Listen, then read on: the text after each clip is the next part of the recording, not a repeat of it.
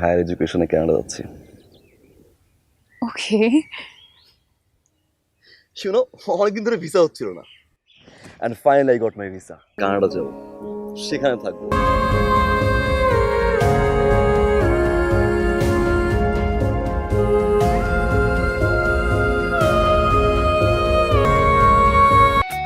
এটা তোমার মেয়ের জন্য, এটা তোমার ছেলের জন্য। আই ছেলে আই, এতদিন পর দেশে আসছো, তুমি তোমার মতো করে আমাকে বিয়ে দিছো, 2 বাচ্চার মা পর্যন্ত বানাইছো, এখন তুমি নিজে নিজে মামাগিরি করো। স্যার আমি চলে যাচ্ছি। যাবে না, কখনোই যাবে না। আমি তোমাকে যেতে দিব না। এখন থেকে আমি যা বলবো তাই হবে।